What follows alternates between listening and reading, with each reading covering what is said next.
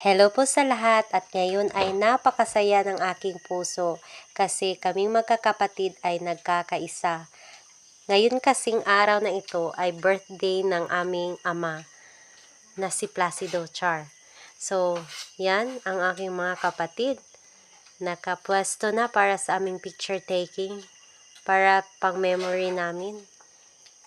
So every year, ginagawa talaga namin na i-celebrate ang birthday ng aming ama kasi we always believe the scripture saying in Ephesians chapter 6 verse 2 to 3, honor your father and mother.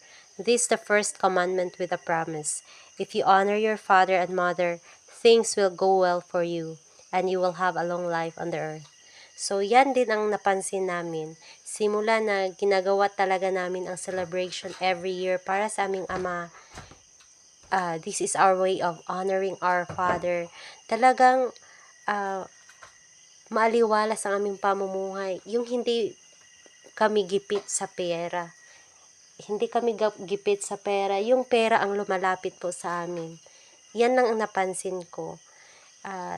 Talagang kapag i-honor natin ang ating parents, may reward talagang matatanggap tayo from heaven. So, kayong hindi pa naka-discover nito, you try to do the same. Talagang ma-amaze po kayo sa resulta. Grabe ang blessing na ibibigay ng ating Panginoon kapag i-honor natin ang ating parents. So, yan lang po. I hope you learn something. Spiritual na po tayo ngayon, no? Para naman po makatulong po tayo sa iba spiritually.